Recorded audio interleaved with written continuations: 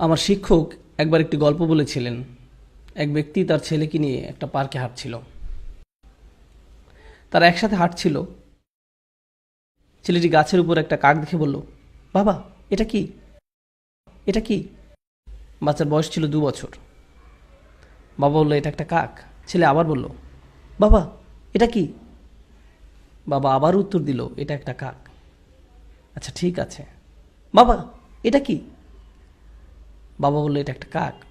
ও কাক, এটা কি? এটা একটা কাক। এভাবে 10 মিনিট ছেলেটি বাবাকে প্রশ্ন করে গেল। বাবা 30 বার উত্তর দিলেন। তিনি একটা ছোট ডায়েরিতে লিখে রাখলেন, আমার ছেলে আজ পার্কে হাঁটার সময় একটি কাককে নিয়ে 30 বার প্রশ্ন করেছে, যেটা ছিল পৃথিবীর সবচেয়ে সুন্দর জিনিস। 30 বছর পর, ছেলের বয়স এখন 2 বছর না, তার বয়স 32 বছর।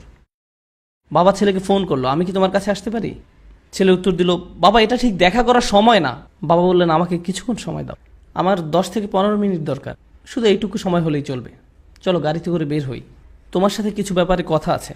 ছেলে বেশ বিরক্ত হয়ে, ঠিক আছে। বাবা আসলেন এবং গাড়িতে উঠে ছেলেকে নিয়ে পার্কে গেলেন। ছেলে মহাবিরক্ত হয়ে বলল, এসব কি বাবা? আপনি কি খুব দ্রুত বলতে পারবেন? আমার কাজ আছে। বাবা বললেন, শুধু আমার সাথে হাঁটো। তারা হাঁটছিল এবং গাছের উপর একটি কাক দেখতে পেল।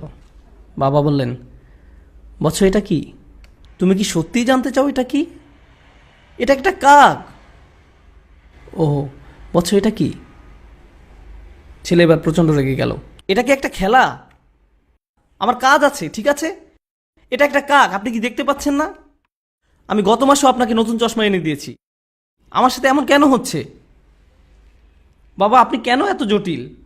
আমি বুঝতে পারছি না সমস্যাটা কোথায়। জাস্ট বলেন কি বলতে চান। আমি ব্যস্ত আছি, ঠিক আছে? বাবা তার ডায়েরির পাতা খুলে বলল, বৎস, ঠিক এরকম একটা ঘটনা 30 বছর আগে ঘটেছিল। আমরা এই পার্কে হাঁটছিলাম, তুমি একটি কাক দেখেছিলে। তুমি 30 বার আমাকে এটার সম্পর্কে জিজ্ঞেস করেছিলে। আমি প্রতিবার হেসে উত্তর দিয়েছিলাম। আর এখন তুমি দ্বিতীয়বারও উত্তর দিতে পারছো না। আমরা আমাদের পিতামাতাকে কি দিচ্ছি? মূল বিষয় হলো, আল্লাহ প্রথমে নিজের কথা উল্লেখ করেছেন, তারপর পিতামাতার কথা উল্লেখ করেছেন। তোমরা নিজেরাই চিন্তা করো, তারা তোমাদের জন্য কি করেছেন এবং তোমরা তাদের জন্য কি করছো। এমন অনেক পিতামাতা আছেন, যখন তাদের সন্তান আইসিইউতে থাকে, তারা ছোট্ট গ্লাস বক্সের দিকে তাকিয়ে দাঁড়িয়ে থাকেন, যার ভিতরে শিশুটি আছে। দিন রাত 24 ঘন্টা হাসপাতালে শুধু দাঁড়িয়েই থাকেন, কখনো বসেন না, শুধু দাঁড়িয়ে থাকেন। ভেন্ডিং মেশিনের খাবার দিয়ে তাদের জীবন চলছে। আর ঠিক এই সন্তানই বড় হলে ফোন করে খবর নেওয়ারও সময় হয় না। কত মা তার সন্তান ভূমিষ্ঠ করতে মৃত্যুর কাছাকাছি চলে যায়, আর এখন তার ফোনের উত্তর দেওয়া অনেক কঠিন হয়ে পড়েছে। আর এখন তাকে কি দিচ্ছেন? সারাদিন 2 মিনিটের মতো সময়। তাকে কিছুটা গুরুত্বপূর্ণ ভাবতে দিন। এটা কতটা অন্যায্য যে আপনি তাদের নিকট ছিলেন সবচেয়ে গুরুত্বপূর্ণ, আর এখন তারা আপনার কাছে গুরুত্বহীন। এটা কতটা ন্যায়বিরুদ্ধ। তারা এই যন্ত্রণা প্রতিদিন বয়ে বেড়ায় যে আমি আমার সন্তানের কাছে কিছুই না, আমি তাদের কাছে কিছুই না, আমি তাদের কাছে মূল্যহীন, আমার জন্য তাদের হাতে কোনো সময় নেই। কোনো কিছু আপনার কাছে মূল্যবান মনে হলে তাতে আপনি সময় দান করেন। বেশিরভাগ ক্ষেত্রে এই সময় আমরা পিতামাতার কাছ থেকে দূরে সরে থাকতে চাই। আপনি আপনার বন্ধুদের সাথে থাকতে চান, নিজের মতো করে থাকতে চান, মাতা পিতার সাথে থাকতে চান না। এই বদ অভ্যাসটা আপনিই বাড়তে দিয়েছেন, আর সময়ের পরিক্রমায় এটা আরও খারাপ হতে থাকবে। আমাদের পিতামাতা অনেক অনেক বেশি আবেগপ্রবণ, তারা খুবই রক্ষণাত্মক। এটা বুঝতে পারবেন না যতক্ষণ না আপনি নিজে পিতামাতা হবেন। আপনার বয়স 60 হলেও আপনি তাদের কাছে শিশু। তারা এখনও স্মরণ করতে পারে আপনার ময়লা ন্যাপকিন পরিষ্কার করার কথা, আপনাকে দুধ খাওয়ানোর কথা, কিভাবে ঢেকুর তুলেছেন, পিছনের সিটে বসানোর পর কিভাবে আপনাকে পরিষ্কার করেছে, খাইয়েছে। আপনি স্মরণ করতে পারেন না, কিন্তু তারা পারে। আমার সন্তান এটি মনে রাখবে না। গাড়িতে বসা অবস্থায়, আব্বু টয়লেটে যাবো, টয়লেটে যাবো, টয়লেটে যাবো, হঠাৎ করে সে চুপ হয়ে যায়। আমি বললাম, জানালা নামিয়ে দেয়, এখনই সময়।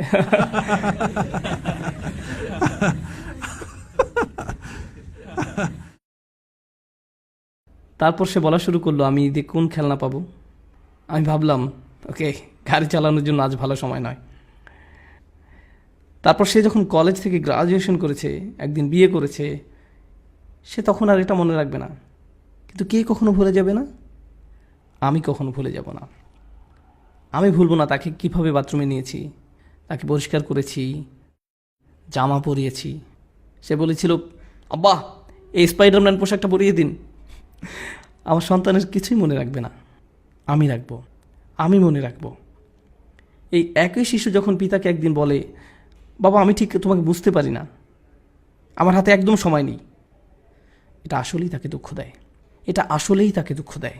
ঠিক এই আচরণটাই আমি আপনি আমাদের পিতামাতার সাথে করে থাকি।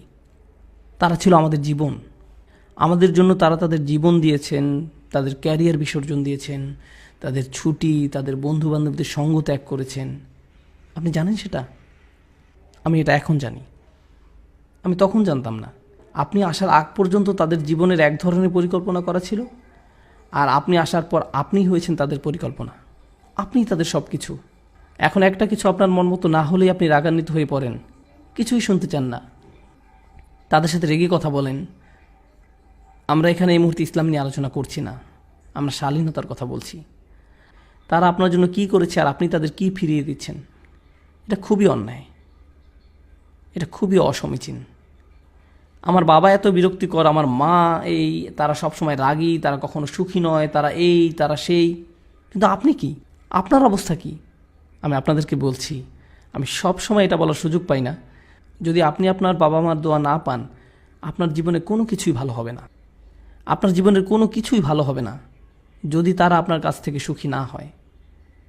তাদের সুখী করার জন্য আপনাকে সব করতে হবে।